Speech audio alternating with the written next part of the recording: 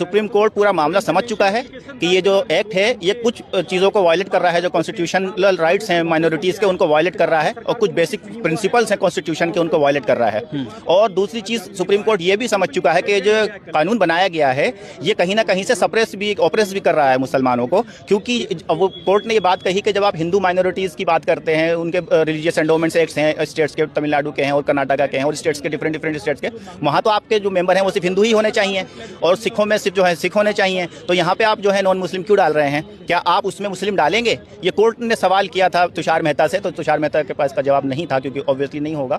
दूसरा चीज़ कोर्ट ने ये कहा कि जो वक्फ बाई यूज़र की आप बात कर रहे हैं कि जिसके पास रजिस्ट्रेशन होगा, जो रजिस्टर्ड है वो ही जो है वक्फ रहेगा। लेकिन मान लीजिए 300 साल पहले 400 साल पहले कोई जो ना वहाँ पर रजिस्ट्रेशन एक्ट था, किसी ने कर दिया, अब वो रजिस्टर्ड कैसे होगा? वो ऑनर तो मर चुका 400 साल पहले, वो तो खत्म हो गया। पेपर क्या मांगेंगे आप रजिस्ट्रेशन के लिए? किससे मांगेंगे और रजिस्टर्ड करने वाला पर्सन कौन होगा? तो इसका जवाब तुषार मेहता के पास नहीं था। तो उसके बाद कोर्ट ने ये कहा कि देखिए ये एक्सेप्शनल केस है। हालांकि जब कोई पार्लियामेंट एक्ट पास करती है, लेजिस्लेचर एक्ट पास करता है, तो हम उसको स्टे नहीं करते हैं court generally, but in exceptional conditions, और this is an exceptional condition, तो हमें यहाँ पर इसको जो है स्टे करना पड़ेगा, कुछ इंटरिम रिलीफ देना पड़ेगा ताकि जो है कुछ गलत चीज़ें हैं उसको इंप्लीमेंट ना किया जाए। वो 3 चीज़ें कोर्ट ने मेनली बताई कि क्या हम इंटरिम ऑर्डर पास कर रहे हैं। पहला सुप्रीम कोर्ट ने मान लिया है कि मतलब गलत कानून हुआ है कुछ। जी कुछ गलत है इसके अंदर। देखिए कुछ चीज़ें अच्छी भी हैं और कुछ चीज़ें गलत भी हैं। हम अच्छी चीज़ों को तो हमने कुछ कहा ही नहीं, हमने तो जिस चीज़ पे ऑब्जेक्शन था वही हमने कोर्ट के सामने रखा। पहली चीज़ कोर्ट ने ये कहा कि भाई पहला जो नेचर है वो चेंज नहीं होगा, किसी भी प्रॉपर्टी का नेचर नहीं चेंज होगा। नेचर यानी कि जो वक्फ प्रॉपर्टी है, चाहे वक्फ बाय यूज़र है या चाहे रजिस्टर्ड है,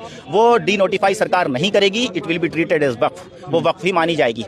दूसरा कोर्ट ने ये कहा कि जो कलेक्टर अपॉइंट आप कर रहे हैं वो आप कर लीजिए इसके नए एक्ट के अंदर, लेकिन ही कैन एक्ट ओनली जब हमें एप्लीकेशन देगा और हम परमिशन देंगे उसको केस देख के। तीसरा में ये कहा कि जो आपने कहा है कि नॉन मुस्लिम हो सकते हैं, कि सिर्फ एक्स ऑफिशियो तो आप किसी भी रिलीजन का रख लो, लेकिन जो बाकी मेंबर्स होंगे वो they should be only Muslims. ये हमारा इंटरिम ऑर्डर है and now we are going to dictate it. तो जब तुषार मेहता ने कहा कि नहीं जनाब हमें सुन लो, ये काफ़ी उन्होंने रिक्वेस्ट करी, तो कोर्ट ने कहा ठीक है अभी हमारे पास टाइम नहीं है, तो कल हम सुनते हैं फिर आपको थोड़ा सा। तो हमने कहा आप इनको सुनेंगे तो फिर हम भी कुछ नए आर्गूमेंट्स लेकर के आएंगे। पक्ष चाह रहा है कि स्टे ना मिले, आपको लगता है? एग्जैक्टली, बिल्कुल, तभी तो, वरना तो आज तो कोर्ट डिक्टेट कर रहा था इस इंटरिम ऑर्डर।